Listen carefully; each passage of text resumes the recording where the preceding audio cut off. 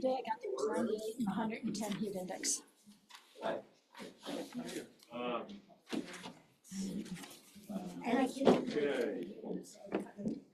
Let's do, can we do a roll call? Can you start now? Lynn here. Tracy here. Kelly June here. Ken here.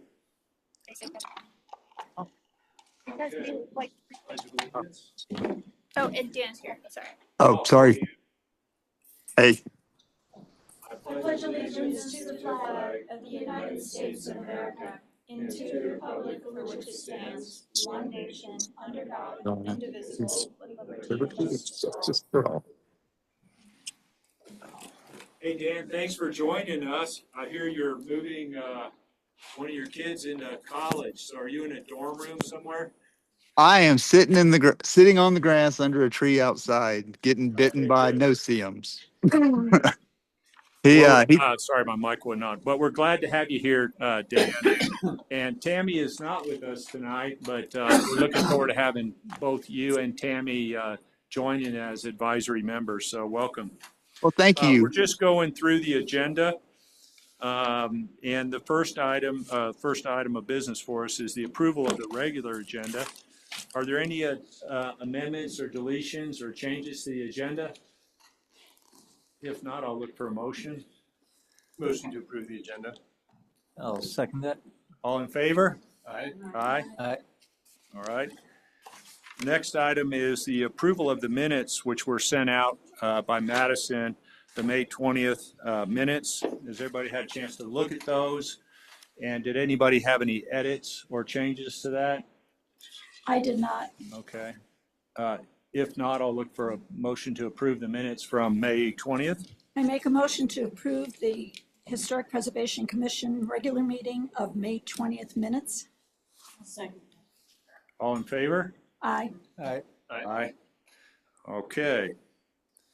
And does anybody have any conflicts? Dan, you'll catch up with this. This is our process. But if you have any questions, feel free to stop me along the way. But does anybody have any conflicts relating to the matters to be discussed tonight? Okay. No. Do we have any public comments? We don't have anybody here. Do we have anybody in Zoom land? No one online. Okay, great. Special presentations, number 7, we have none. And we have 3 business items. And for these items, we'll have Madison start us off. Sure. Thanks. So you'll notice the first 2 business items. One is the appointment of Historic Preservation Commission Chair. The next is appointment of a Historic Preservation Commission Vice Chair. These are year-long terms. So we don't typically do any kind of secret ballot system or anything like that. It's somebody from the commission nominates somebody else, or you can nominate yourself if you'd like. It's no biggie. And then the commission votes to either approve that nomination, or if they can't make a decision, somebody else should propose somebody else to nominate. It's all public. It hasn't really been a point of contention. Obviously, Ken's been our chair for 3 years. Robert has filled the position of vice chair for the last year. So yeah, it is just up to y'all to make the decision on who's going to be the chair and vice chair. So I would like to make a nomination appointing them to remain in their positions. Before that, does anybody have any energy around these positions? Anybody else who hasn't been in them? I'd like to nominate Kelly as the chair. If you'd like to have that role. I actually love Ken's role as head, and I think he. Oh, I thought you were going to say you love my role. I think he's been doing a great job. Does anybody, Tracy, do you have any aspirations or interests? Kelly? Not really, but Okay. I just want to make sure that you want that responsibility, because I did hear that you might want to step away. I might not have heard correctly. So I just wanna make sure it's from okay HPC? with you. Yeah, no, not from HPC, Oh, but as from- the. Oh, no, chair. well, I always am interested if there's other people that want to step up. I think it's a great opportunity for folks, frankly. But I'm willing to do it, and it's not a huge burden, so, and it is something important to me. This organization is, so. So I'd be willing to do it, Yes, you do. but we could switch roles. You could be chair, I could be vice chair. No need. No need? But Lynn, you're still on the planning commission, correct? Yes, I'm not going to do Yeah, two. she's not gonna do it. I understand, yeah, I don't think it's the right thing just to wanted do, to raise it. but thank you. Yeah, sure. Okay.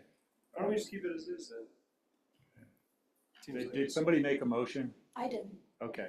You Do we have a remain- second You remain in your current positions. for another year? Okay, another then we'll year. take it back up. Okay. Is there a second to that? I'll second that. Okay. All in favor? I, Aye. Aye. Aye. Okay. Okay. Boom. Declare two at once. There you go. We're being efficient. Okay. All right. Now the next one, drum roll. Get Yes. ready. Fasten your Third on the seatbelts for this agenda, one. and the reason we're actually having this meeting. Yeah. So, This will be a good discussion, Dan. as I hope y'all are all aware, last year we went through this very public process of trying to streamline historic preservation wherever possible, making things maybe less daunting for people who could potentially be eligible for historic preservation. And out of that came 7 different ways we were going to address that, either through ordinance or through policy decisions. Those options were included within the memo preceding the ordinance. And one of those options, the most impactful to our status as a certified local government, was that we removed the need for us to adhere to the Secretary of Interior's design guidelines for any kind of certificate of appropriateness local designation. Now, on the form, we still notify people that, hey, if you would like to go for state or federal grants, tax credits, whatever, you will need to adhere to these other things. So we thought that had covered it, but it does not. And given that we are almost at the end of the fiscal year for the state and we'll have to submit our annual CLG report, I was CLG. certified local government. I was notified by Dr. Flelling at History Colorado that us taking out the Secretary of Interior's design guidelines adherence clause would impact our ability to remain a CLG. And if we want to continue to receive funding from the state through any kind of grants or anything like that, it is important that we maintain our CLG status. For example. For example, our historic resource survey, $25,000 from History Colorado, So we know what we're talking about. and partially funded from the federal level, that would be impacted, I believe. Dan, we're doing a survey of the whole, well, not the whole town, but a survey of a part of the town to get some advice on what's the most important strategic structures, et cetera. And that was funded through a grant because we're a CLG. So we need to continue to comply with CLG requirements. Yes, thank you for providing that background. Yeah. So not to try and discount all of the work that we did in, well, the ordinance was adopted in October, but I think we started talking about this in like March or something of last year. Not to throw everything out, I have still kept in the caveat that, hey, whatever you're doing should comply with Appendix B design guidelines, the town's design guidelines. But it should also comply with the Secretary of Interior's design guidelines, and where those conflict, the Secretary of Interior's design guidelines will take precedence. So that we are now, theoretically, if this passes, we will now be in compliance again with the CLG requirements. What are, if may ask, are there any significant differences between our guidelines and the Secretary? There are. So the Secretary of Interior's design guidelines is a 200-page document, whereas our Appendix B design guidelines, outside of the 100 block, which are much more prescriptive, are extremely general. So obviously we say things in our design guidelines like we recommend that you choose materials that kind of highlight our mining and railroad ties, but those aren't prescriptive. You don't have to adhere to that if you don't want to. Those are just recommendations made within the design guidelines. Whereas the Secretary of Interior's design guidelines are, as I said, they're 200 pages and they're much more prescriptive. Now, I'm sorry. No, go ahead. Sorry, I thought you were. Just to kind of give people some context, since I know examples sometimes help. The only time we have applied this section of code was for the only certificate of appropriateness application that we have received, which was for the saloon. If y'all remember, when they were going through their remodel, when they took the roof off, the outside walkway area kind of collapsed because it was not structurally sound. So by that point, they had already been designated as a local landmark, and so they needed to come through a certificate of appropriateness process in order to be able to rebuild that. Now, I will be honest, I mean, I'm by no means a historic preservation expert, so I went through that 200 pages and grabbed the different excerpts that I felt this kind of met the criteria. But I am not, as I said, by any means like a state level historian or a federal level historian that's going to be going through with a fine tooth comb and making sure that it doesn't run amok or run afoul of any criteria within all 200 pages. So that was a concern that Ken expressed when we discussed this, that this could potentially be more burdensome. But I do believe that as long as they're just looking for the local landmark designation, as long as we can find some kind of tie within that 200 pages, which surely we can, that this should not be any more burdensome than Appendix B. Like we had already said, our current existing code from what we had changed in October says that it still needs to be keeping in the historic nature of the property. So if they're attempting to do that already because of what the code says now, I truly don't believe that this will be any harder on them. Do we run the risk of appearing more burdensome if we direct an applicant or someone who's going through the historic preservation designation to that 200-page document as you need to comply with this as well? Or do we basically? That could be very scary. Would we just say, hey, we will, or as you did for the saloon, we would provide guidance in that regard, or? We certainly can provide guidance. I will be upfront, as I have been this whole three-year-long process. Not an expert by any means. This was all new to me when we started doing this. This is not my background. But we can certainly provide as much guidance as possible, and I can certainly help get them in touch with Dr. Flelling at the state, who's always super informative and super willing to answer any questions that we have. So, I mean, on one hand, it is historic preservation, so if it is historically designated, that is technically a burden all on its own, just because it's another layer of hoops to jump through. So there is some expectation, I feel, that should go along with that, hey, you'll have different guidelines to meet. So I don't think that this is out of the ordinary, especially since this is a CLG requirement. But I do hope that people won't see this as, oh my God, super serious, because we have already processed one and it was no big deal. Would that mean that they would also then qualify for tax benefits and whatnot that come with? As long as they, as long as they adhere to the Secretary of Interior's guidelines, then yes, they should. That would be something that they'd have to bring up with that department of the state. I'm, again, no means an expert, but I believe they would. My guess is that you'd have to strictly comply to get the tax credits and grants. There's probably a process. And what we're talking about is a different level of compliance. And I think a part of it that I felt that people concerned about was the fact of the time it took, not so much as going through the process. I mean, you can get a good tax benefit. You can get, that type of thing. You can get $50,000 loan. But it was the time it took to do that. That was the concern. Or you- Yeah, or Can I I- could tell you also, like I mentioned it at one of our meetings recently, not this meeting, but another meeting. You know, we were faced with whether we should take tax credits at the Pearl Brewery, and we declined to do so because they said the period of significance would require us to leave this awful beige paint on this beautiful brick, which was destroying the brick. So there's also sometimes, yeah.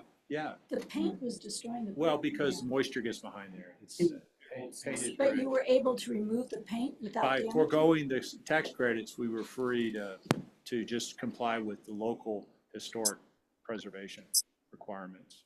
But then So- you had to forego the money. Right, yeah, we did. But even in my mind, I'm saying, I'm agreeing with you. Sometimes it just doesn't make sense for a project. Sometimes it's time and sometimes it's just the underlying views are different. but even in my mind, it seems like going back to the original brick is more historic because it's more original. Yeah. than- This was federal, so they have something called a period of significance, Yeah. which they pick, and then you're stuck. With what it looked like. Yeah, I don't mean to digress. I'm Yeah. just agreeing with Yeah. Lynn's comment that sometimes it doesn't work. Either it's too long or the decisions that it would require. The thing I wanted to share a conversation I had with Madison a little bit, because I was like, okay, so a project comes in. I was really happy with our current status where we didn't have to do this, and we could just say it's historic or it's not historic. If we have some concerns, we can pass those on when when it goes to planning and zoning. We can make our comments, known. Now it seems like we go through a historic review process to see if actually staff does, I guess, and you try to judge it as best you can, judge whether there's some criteria that it hits within those 200 pages such that we should be comfortable. And then I guess if we have any additional I'm just saying this is the practical process we're signing up for. And then if we have additional comments or concerns, we can share those with the applicant or pass those along to town council. But it is going to create a level of review that we got rid of, that we thought we got rid of.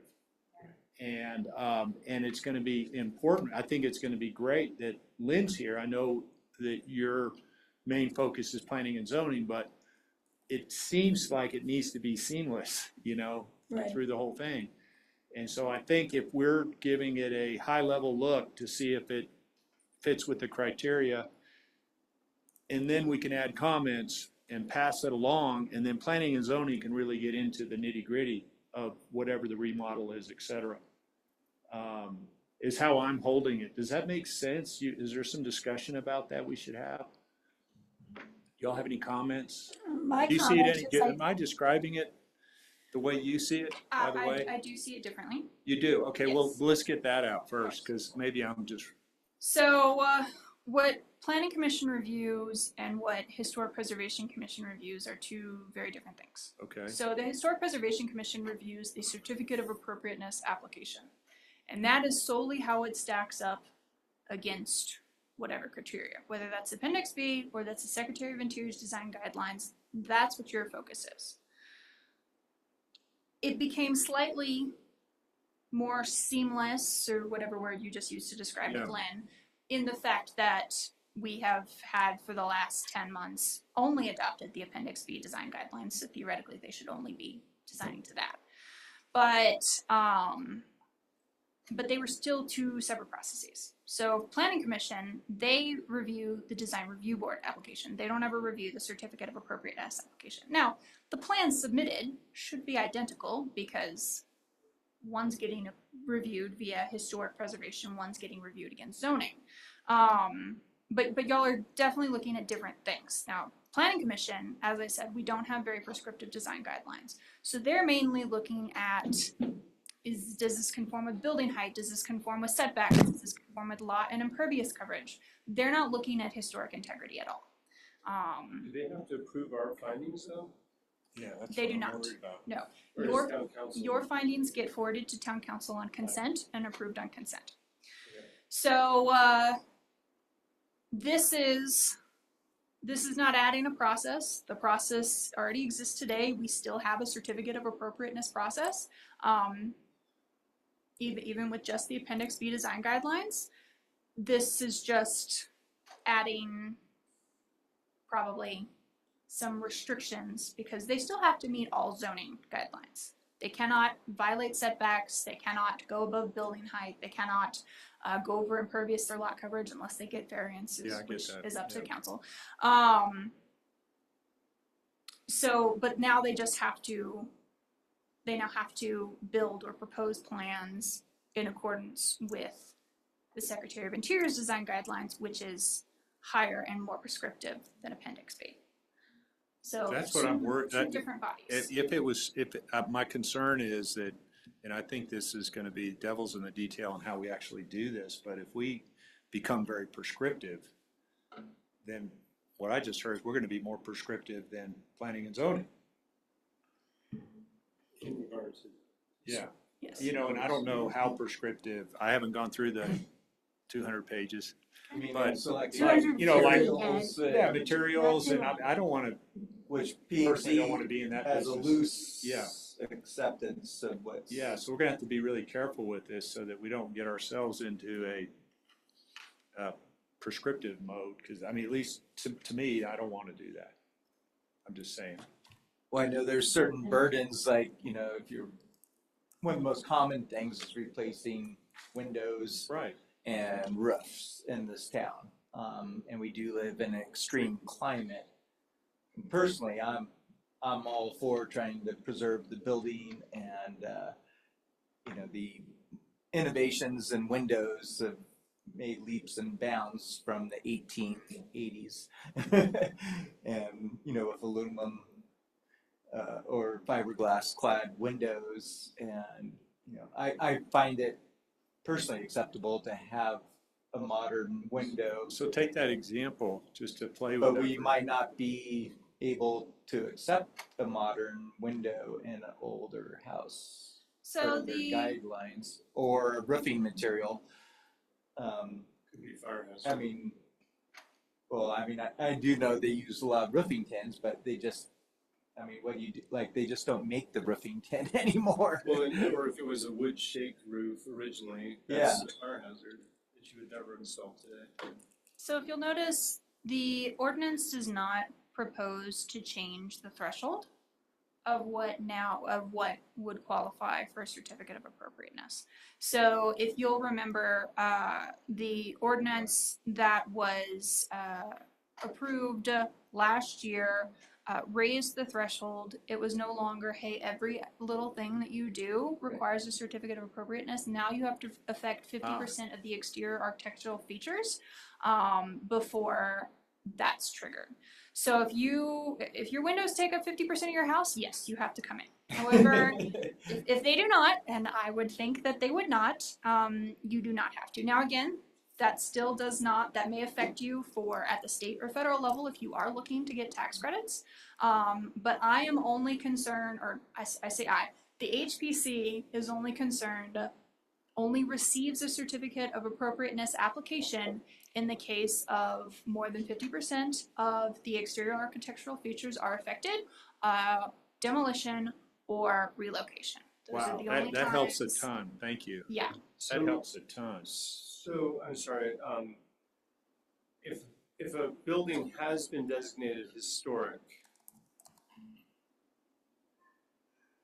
then it has to meet these federal guidelines.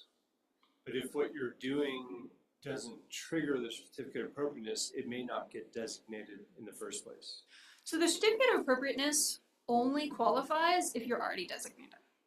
You don't have to go through that process if you're not designated. If you're not designated, then you just have to, and you're affecting more than 50%, then you just have to go through that 2-week stay, posting to the property, e-blast out. Does anyone want to designate? Does anybody want to designate? Speak now, hold your peace. So once it's designated, and this is compliant with the federal regulations, that if less than 50% is being affected, you don't have to do anything? They haven't flagged that for us yet, so we'll see. They are flexible. They know that we're a local government, that we're small, and that Just thinking in that 200-page document, does it not say if you change the windows of any amount, it needs to comply? Like, does it actually preclude our certificate of appropriateness limitations that we're just discussing? it might. I don't know that they could prove it, again, unless somebody's trying to go for state or federal grants, at which point they would need to comply for the whole building, not just over 50%. So it's building by building thing then, so that building, like,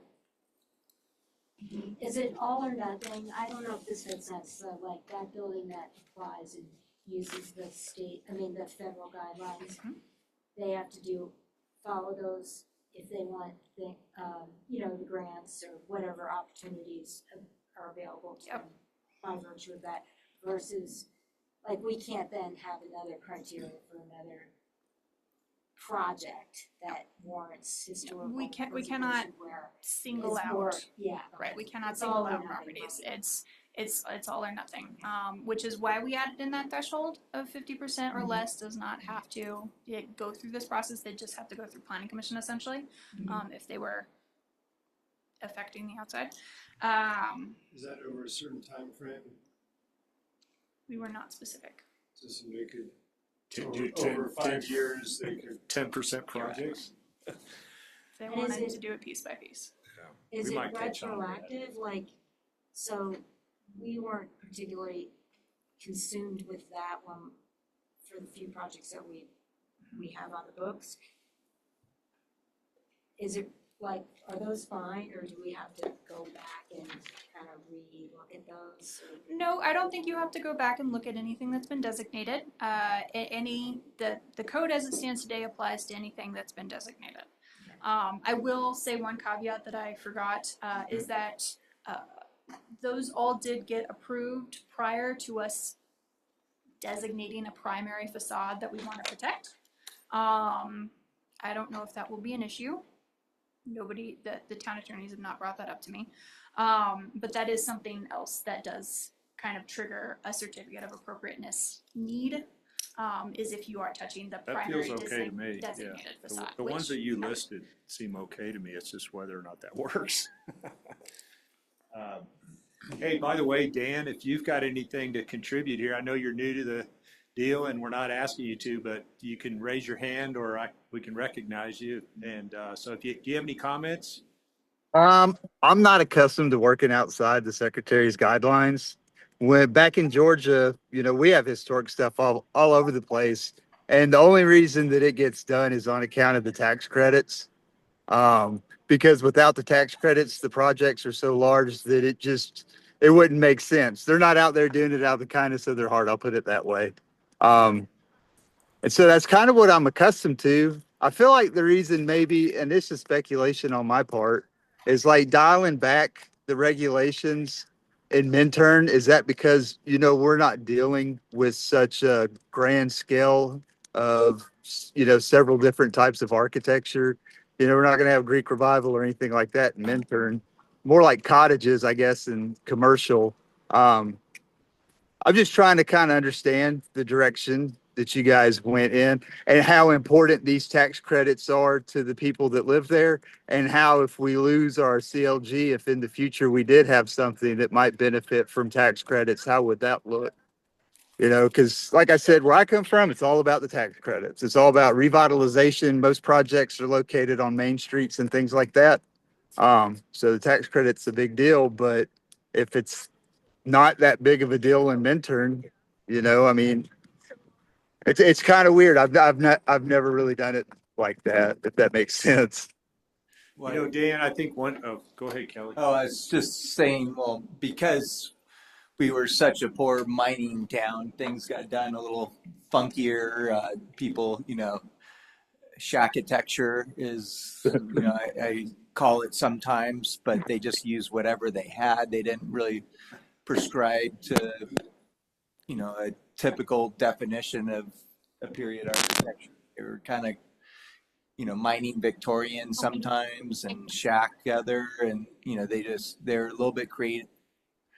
A little bit more creative, I think, in their solutions, which made our town the way it is, which is a little AB normal and funky. And we try to preserve that and encourage people to do things a little bit differently with what they have, and I got you. prescribe, we try to be creative, I think, or encourage people to be, even though there hasn't been a whole lot of great examples of that. I But got you. we do, Well, it as can a be. town, like it when people try to do something a little differently and not just, in Europe a lot, if you remodel an older building, they kind of mix new and old together, and it's acceptable. And a lot of other countries do the same. But Dan, I think to your point about tax credits, the saloon was it's kind of the biggest development that was a expensive development that occurred, that remodeling, and for them it was cost effective to go ahead and get those credits. I think a lot of the projects that we are anticipating designating are going to be single family residences where people don't want the burden of trying to comply with the federal regs and the tax benefit. Maybe they don't see that as being, like the time and effort is more of a concern than that benefit. And I think a lot of where the Historic Preservation Committee here came from was trying to preserve that quality that Kelly was talking about of town that has all these quirky little houses. So I think a lot of the properties that would be designated are probably not of a commercial or large enough scale where those credits count so much. I got you. We've got places back home that are they're preserved for their funkiness. Like, what was it, Druid Hills? Yeah. That's one, So we have places that, because of the way it looks, the culture, they want to preserve it. So I totally get that. And I also understand, nobody wants to go through this long process to replace their windows. Working for Vail, I know that we do a lot of window replacement. We do a lot of roof replacement because of the cedar shakes and things like that. And I can appreciate people being kind of put off if they were, is it, at the end of the day, is it worth it? So I can see that too. I think though, having said all of that, Dan, my dream would be that somebody will come along who will want to do that and will become an example and get talked about, and others will try to do it. I mean, that's what I hope happens. I think what we're talking about is whether we mandate that on the front end. I Do we gotcha. mandate that kind of thing, that kind of, because it raises costs, et cetera, for remodels, et cetera. So, I mean, it definitely puts a burden on smaller municipalities. I mean, there's yeah, no doubt about that. You yeah, can, if you've got like a huge municipality, like where I come from, they can offer all kinds of local incentives to get you to do the project as well. So they have deeper pockets. And I've seen it before, and it can be a pretty tough burden on small communities. yeah. I've seen things move forward and then just die. Yeah, so I totally understand. Lynn, did you have I something? have two things. Madison, on the tax, do you remember what it is they get? Is it a half, their taxes are less, correct? It's a 35% tax credit, isn't How it? much? 35% of the cost, isn't it? Or Dan probably knows. Is it 20%? Or is it 20%? I think it's 20%. That sounded really high. Okay. Yeah. 25 did sound high, I don't know. Yeah, I think it was either 20 or And 25. the only Okay, reason sorry. I asked that is because Credit on the cost of the project. I think it's like, well, Dan, how does it work? Do you know? So it's kind of funky. That is not my expertise. Mine's Okay. more along helping you pick out the things that probably need to be kept. But I do know that, and I couldn't describe how this works, but I do know that those credits are somehow or another transferable. And so if you have X amount of tax credits, you're able to sell those credits to someone else for whatever Yes. on the dollar. So if Yes. I've got $200,000 in tax credits, well, then I can sell it to somebody else. I make $100,000 clear, and that's the motivation behind most of what I saw back home. That's because these guys are established and they don't necessarily need it, but somebody else does, and they're willing to pay upwards 50, 75, 80 cents on the dollar. I believe the way it works, I had the rate wrong, but this is 25% of the costs of like the project is what you get in. The whole project? Well, I don't Or the know. cost I don't to know. apply? No, I think it's the actual, well, I don't know. I'd be we don't have an example yet. We haven't been through one, so I don't know. But it can be significant.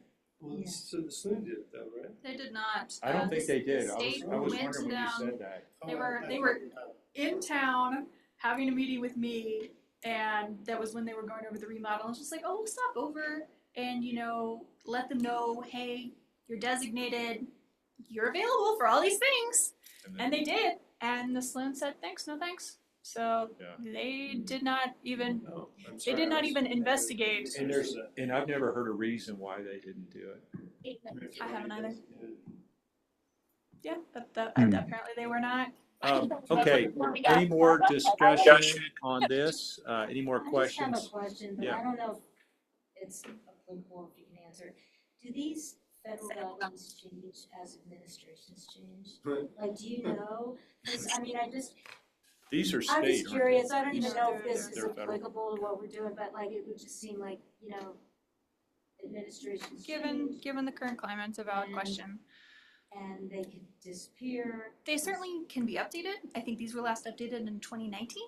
I want to 2019. say.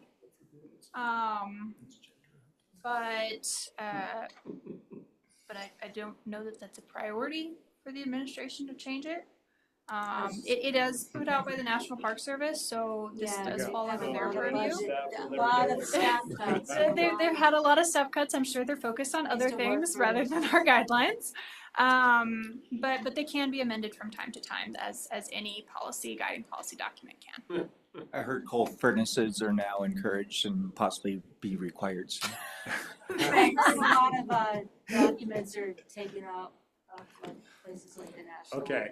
Yeah, single page Um, windows, let's do it. Are there other I was questions, curious comments? as a change and like Yeah. that would be an impediment. to Oh, people. absolutely. Yeah. But we could always decide if they changed, we could say, okay, we're no longer following that and take your CLG and go home.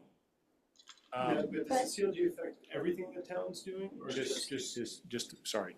So we can have our own little historic landmark designation if we'd like, but the CLG does make us eligible for things like grants. Like for the Just for historic. But it's not hurting the town getting other grants.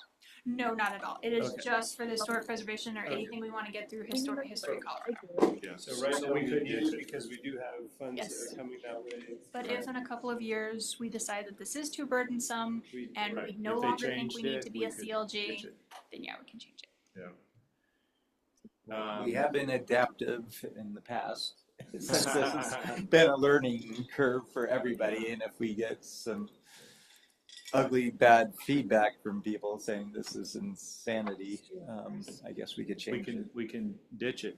It'll be interesting Not to set see. in stone. It'll be interesting because, we came up with and agreed on, really, with the council, we didn't agree. We participated in a discussion on the 7 items that Madison mentioned, one of which was getting rid of this. So it'll be interesting to see what the comments are when it goes back to council. Do you think that we would be looking at a motion to recommend adoption of this, correct? You would That's the make a request. motion to forward a recommendation to the town council of approval of ordinance, whatever the title is. Okay. And, I'll skip to the end if you'd like. yeah, well, I was thinking whether we want to, I was thinking about Tracy's comment, whether we want to say, with the with the knowledge and understanding that if it changes or turns out to be too burdensome, we can, or that'll be a discussion item. That should not be in the code. Okay, but when you present this, you can make sure they know that there's an exit hatch if Yes, we. any portion of the code that town council mentions. Okay, all right, they already know that, okay. Prior to making a motion, I do need public comment to be opened. Yes, Can I let's, ask one more, I'm sorry, Yeah, I go ahead. apologize. So, and the way I'm hearing it is the downside is that it's very cumbersome, correct? It's a long document with a lot of things in there. Right, and so that would be could be an impediment to actually even preserving something. Is that, accurate Potentially, because of the if somebody- cumbersome nature if of somebody it. thinks they need to do something to Sure. the whole exterior of the house, but they don't want to comply with the design guidelines, Yeah. then it could just sit there. Okay, so, and the upside is that because of this, we are eligible for certain grants. With And this, the we tax should facilitate. incentives, are the tax incentives tied to the being aligned with the federal guidelines? If us as a town wants to get any kind of tax credits or help from the state or federal government, we do need to be a CLG. Okay, If an individual homeowner wants credits, I think they can apply to go through the state and or federal landmarking process themselves, They could choose. separate from the CLG. okay, okay. Even if we didn't require this to be part of the town code, someone could still choose to go through the process to get the designation and the credits. Okay, I just want to make sure I understand it, so thank you. The other thing I just want to add, are there, that you foresee, are there other, like, potential downsides of adopting the federal? I mean, That again, we can, like, kind of process- speculate of? we've processed one certificate of appropriateness We in the don't 3 know. years we've had historic preservation. So obviously people are not clamoring at the door Yeah. to make, I guess that's not true. We processed 2. One was the Yeah. relocation of the barn. And the water tower. Well, we didn't have to do anything to that. So that wasn't a certificate of appropriateness. So I don't believe it will be super burdensome, just because, again, if your place is designated as historic, you kind of assume that there's things that you have to do separate from what people who aren't designated as historic have to do. At least I feel like that's a fairly normal expectation. But If what you have to do is a 200-page It's a long document, it could be daunting. it could definitely be daunting. Okay, I'd like to make a motion that we recommend the town council approve the ordinance to be determined, series 2025, amending chapter 19 historic preservation to add the Secretary of Interior guidelines as a review standard. With the understanding that made. I second the motion. All in favor? Aye. Aye. Okay, motion carries. Oh, wait, we didn't open Oh, public comment. Oh, sorry, yeah. Yes, I heard public comment open. I didn't hear it closed. okay. Nobody's here. We're All right. all good. It was opened and closed. Anybody out there? Okay. And it was, I'll reiterate my, Do we need to do it over? Motion. No, we're good, okay. and was Tammy listening at all, or? Tammy is No, not. Tammy's not here, so we'll catch her next meeting. Discussion, direction items? You don't have any. Okay. Staff reports? Staff report. I didn't include anything in the packet, but I can give you some updates. So I have talked to Ron within the last week. He is hard at work in drafting the draft of the historic resource survey. He said that he would have that to me by August 29th and would like to discuss that at the next meeting in September. Oh, great. So he'll have the draft report done, and then from that, it is my understanding, we will then go through and pick the 10 properties. The 10 properties to do the intensive level survey will then have to be approved by the state before we can give him the green light to go ahead with those 10. But once that's all kind of figured out, at that point, he'll start diving deep into those properties. what's the likely date of that meeting? So He's right now, looking for that's that. another thing that I need to talk to y'all about. Right 16th? now, it is slated for the 16th. However, I would really like Sam Light with Sursa to be able to attend to give training to y'all at the next meeting, given that we have 2 new members. And he cannot make the 16th work, but he can make the 9th work, and that's the week prior.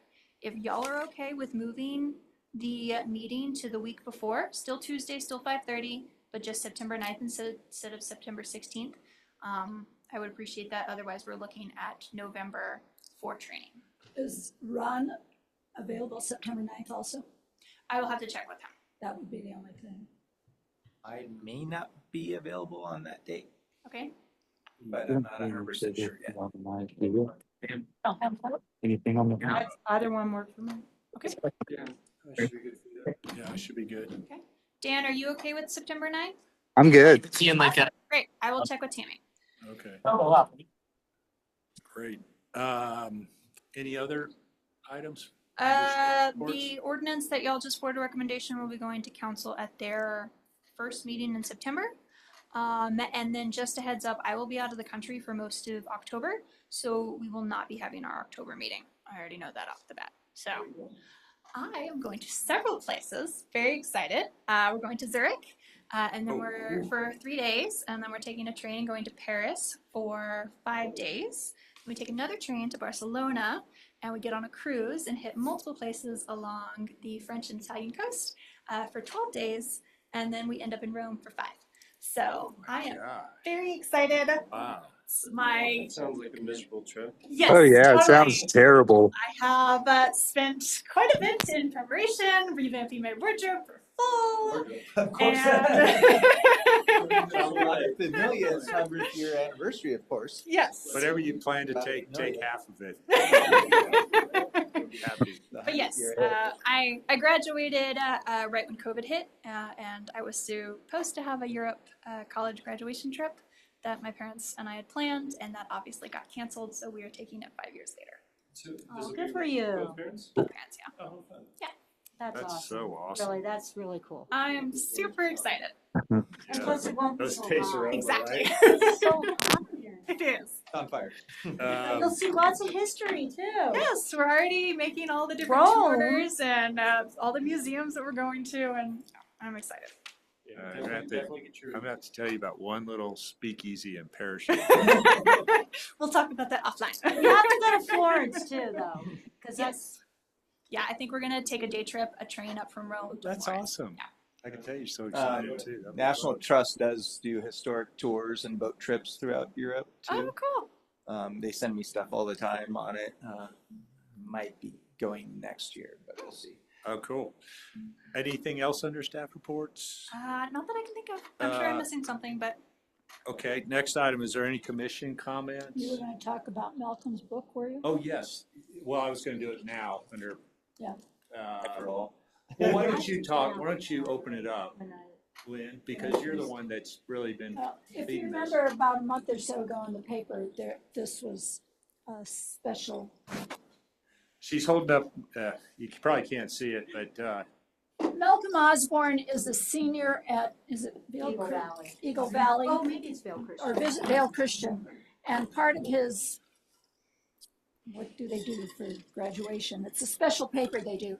He decided to do a study of the Belden mine, and he researched it very well.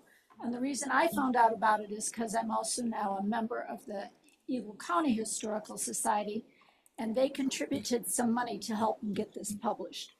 It is in the libraries, and they each have 2 or 3 copies, and that's where you can get it to read it. But I am hoping that the town of Minturn can find some funds so that we can buy some, because they're gonna hopefully do another printing, so that we can sell them here in Minturn and maybe get Malcolm to come and do a talk for us in the future. So Ken asked if he could read it, because he thought he might know of a way we might be able to help that out a bit. yeah, it's a great book, by the way. It's only. Like I said, hi, 80 welcome, pages. son. So you can read it in the evening very quickly. And, It's double spaced. and she gave me There's 2 weeks lots to of read it, pictures. and I only took a day. So if anybody else wants to read it, you might talk to Lynn and see if you can get it. It's a really good read. I mean, really interesting and great photos. The Belden is down the river, the mine, as opposed to It's Gilman. below Gilman. Yeah, it's below Gilman. And Very it makes you interesting. see that Gilman was more the place where people lived and had their life, but Belden was really the mining area. So, we're historic preservation. One of the things, let me see, was there anything else that we wanted to mention? I wanted to say that I wanted to flag for a future agenda item, so I'll talk about it in a minute. Maybe something about that. So, but is there any other comments or? The only thing I have to say, and I don't know if anybody cares, but I went to Chicago for vacation for the first time in many years and revisited an old historic mine in Upper Illinois called Galena. It was the home of Grant. And the people there are amazing at what they have done and kept in that town. I mean, it's a larger town. It's on a river, sort of like us. has a much bigger downtown, of course, but every Victorian home and property is immaculate. Wow. They really, really respect their history. And I did buy a small book to bring back and read on it. And we didn't get a lot of time there, but I'd seen it once many, many years ago, but I hadn't been there in a long time. And it's out, you go through fields and fields of soy and corn before you even get there. And it's rolling hills and lush, and everything is so beautiful. I swear that it's a thing that they have to mow their lawn on Thursdays before tourists come. Yeah. Every single yard was immaculately manicured. Yeah. Anyhow, if you ever wanted to take a trip to, it's one of the top historical towns in the States. Great. Thank you. Thank you, Lynn. Anything else? The only other thing I thought is we ought to, Dan, do you want to take a few minutes? It just dawned on me. I was at the meeting where we were selected or whatever by the council. And so I forgot some of you guys are meeting Dan for the first time. Yes. So I apologize for that. We should have done this on the front end, but can we do it now? Just real Sure. quickly? Sure. If you could just give a little bit of your background, and actually, why don't we go? You know me. I met you, but let's just go down. Can you see us? I can see you well enough. You can see us. Okay. I'm- Well, okay, that's the view you're getting. Well. So I'm Ken Halliday, and I think you heard my story when at the council meeting, but so we'll skip that. But why don't we just go on down to introduce ourselves so that Dan gets to know us. Dan, I'm Robert Creasy. I've been in town just about 5 years. I'm a local architect, and yeah, that's. Lives on Pine Street about. Yeah, I'm on Pine Street. We moved here so our kids could have different school options, and but we were in Mammoth Lakes, California, for 20 odd years, and anyway. Okay. Kelly, Well, were you there? like Ken, I was there. And Oh, you were there. Sorry, we can skip you then. So I probably heard my story Yeah. too long. Yeah. But That's good to see you again. Yeah. have been in town for 20 some odd years now, and do live in a 1937 house with its original windows, and a lot of the thing that reason I bought it was it still had the original doors and windows and floor, and kind of some other things have been changed and altered throughout the years, but that was like one of the selling points for me for the house. Tracy? Hi, I'm Tracy Anderson. I've been here like not full time for 20 years, but I started coming here 20 years ago. Met my husband here, got married here on the river in the park without a permit.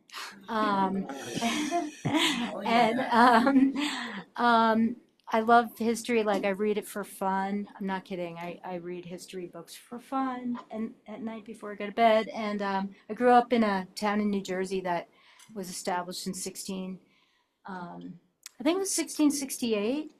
And I worked for the National Park Service there, and on this beach park that kind of is a peninsula jutting out, and you can see New York City on a clear day. And there was Revolutionary War artifacts there, and wow. bunkers. And I'm not kidding. And as a ranger, I would give walks and talks on not only the history, but the holly forest and the marine environment. And so I just like the melding of history and natural resources. I work at Battle Mountain. I'm a teacher, and my background's in environmental science. So anyway, that's it. Thank you. Nice to meet you. Yeah. And we met the other night also. I'm Lynn Teach. I live on Pine Street. I've lived here 42 years. And my home was 1897. However, it was a little stucco building, and now it's been redone on the outside back in the late 70s, just before I previously bought it. So I'm hoping to wait around till it's 75 years on its new look, and then maybe I can make it historical, because I love antiques and I love history. That's great. Awesome. Yeah, so we welcome you, Dan, and maybe you could give the group, those who are here that didn't get a chance to hear your story, just a little short one. That'd be great. Okay. Yeah, no problem. So I've been here a little over 2 years. I work as the building official for the town of Vail. My education background is from GCSU, which is Georgia College and State University. It's in Milledgeville, Georgia, which was the capital of Georgia during the Civil War. So I was surrounded. So, there's so much architecture around. I mean, you can go to Macon and you can see Richardsonian Romanesque. We got a lot of it. What was that? Was that St. Stephen's or St. Joseph's? It was a really nice Gothic revival. Anyway, so we got a whole bunch of stuff out there. So my degree was in public history with an emphasis on historic preservation, architectural history, museum sciences. Um, as you guys probably know, that's not the easiest field to find a job in. So I took my knowledge of construction and I combined it with my degree work, and I was able to get a position as a building inspector in Macon, and I had full charge of the historic districts. So I did a whole lot of research because I love history. I will read it for fun. I love buildings. I love, just the way they're made. I love joinery. But anyway, so I did a lot of research on how to determine the fire resistant properties of archaic materials. And so, I've got a few tricks up my sleeve. You guys may already know them. I don't know. But I've done several projects on the municipality end, and I like to help make projects move forward. And that's pretty much it. I'm very grateful that you guys allowed me to be on the commission. It's been quite some time since I've been able to even, attempt to do anything like this. My last gig was with the historic Macon, and when I moved out here, that was pretty much it. Um, but yeah, that's me. I have a wife. We've been together 21 years. 21 years. I have a 23-year-old who's Glad you didn't get graduated. that wrong. What? I said, I'm glad you got that number right. Oh yeah, I've messed up in the past. We all have. And I've got the three kids. One, she graduated from college before we got out here, but she's out here now. My son, of course, he is going to start CSU to study zoology. And then my youngest will be is a freshman at Eagle Valley this year. So we're doing our best to integrate, and it's been great. And I like Minturn because it honestly probably the closest thing other than, maybe going to Glenwood on a bigger scale, but Minturn kind of reminds me of the little towns back home that you would see, on the back roads. Like they used to be, I mean, maybe a train depot was there, or there might have been like a really nice mill that was there. And so you had these little towns that grow up. Some of them are still there and occupied, some not so much. But yeah, I love Minturn, and I really dig that you guys are trying to keep the funky vibe, and if I can help, I will. Great. Thanks, Dan. It's, I don't know if he mentioned, but he's up in Gibson, but I think everybody in the council was so impressed with his background that we created this advisory role that he and Tammy will be serving Well, in. Madison, wasn't that allowed in the government? Yeah, it is, but I say created, I'm sorry, filled. Yeah. Yeah, sorry. And Tammy was a customer of mine in the store, and once she came in talking to me about Yeah. it all, and I encouraged her to look into seeing, because she does live in Minturn. And so both of them have been kind enough to offer their services to help us go through this, and I think it's great. Yeah.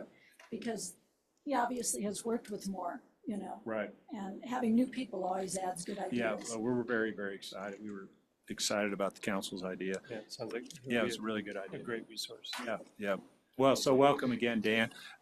So that closes out the commission comments. Future agenda items. I just had one item I wanted to suggest, and it might not be our next meeting because if we've got the resurvey report, it might not fit there. But in one of our upcoming meetings, I'd like to rediscuss a question that we were asked as candidates. All of us, Dan, were asked as candidates for HPC at the council meeting. What ideas do we have to encourage historic preservation in Minturn? And I've been really thinking about that, and I think we should have another discussion about that and do it soon. So I'd like to throw that on the agenda for one of our upcoming meetings. Leave that to you, whether it's the next one or in November. Any other future agenda item comments?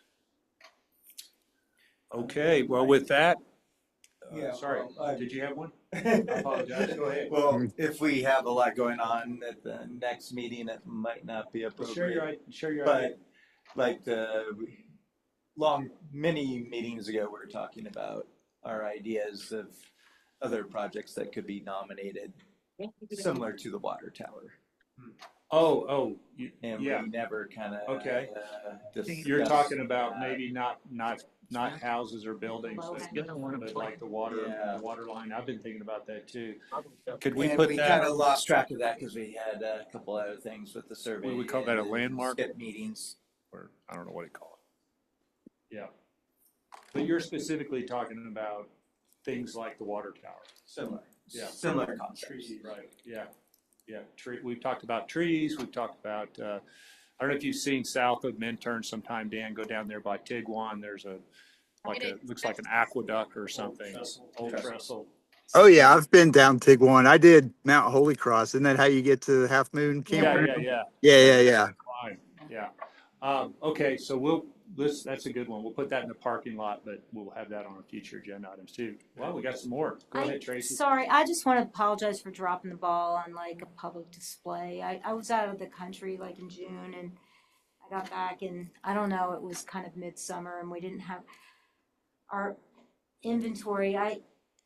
Fulfilled from Ron, which I'm really excited to hear what he has to say. But I really would like to kind of beef up like an arm of us that could maybe, if it floats your boat, if that's your jam, like to kind of just have a, kind of a professional kind of display. I'd like to kind of really help with that so we could, have like carry on with the work Lynn has been doing, which I'm so grateful that you have been out there on Saturdays and kind of a public face. And I just want to thank you and I'd like to say like, sorry I didn't really fulfill that this summer. And Well, we're gonna have I that. hope that, when it comes together and we kind of have this report and barn maybe is moved there and I still would be really interested in working on that. And Just so you know what that is Cindy and Madison and I at one point talked, and then Cindy and I have carried it on. I have a little bitty table right outside the front door of the Minturn Country Club, and I've gotten some books and things and pamphlets from Eagle County Historical that the books are for sale, the pamphlets are free. I have Bill's book there. I have Beth Levin, who did that poster years ago for us.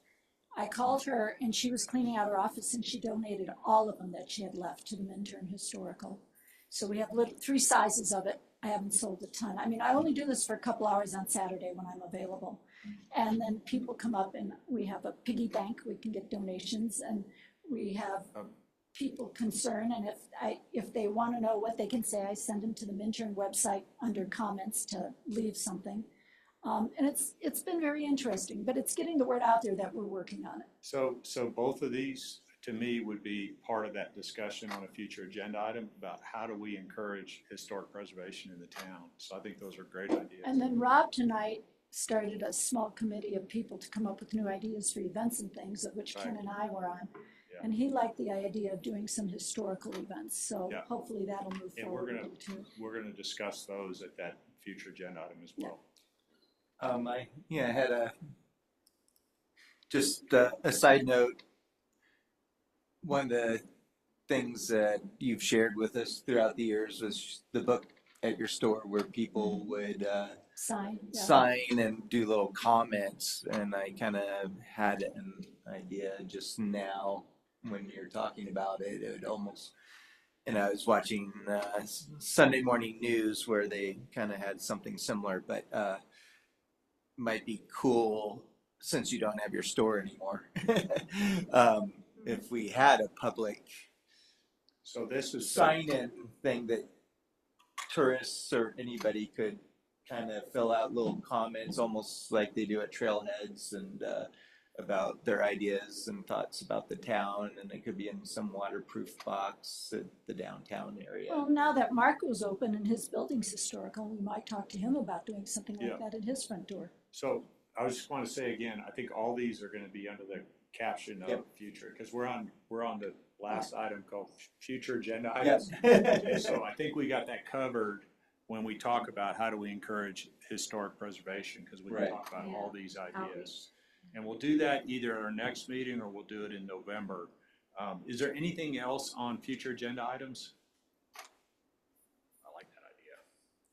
Okay, well, with that, do we have a motion to adjourn? I make a motion to adjourn the August 19th Historical Preservation Meeting. I'll second it.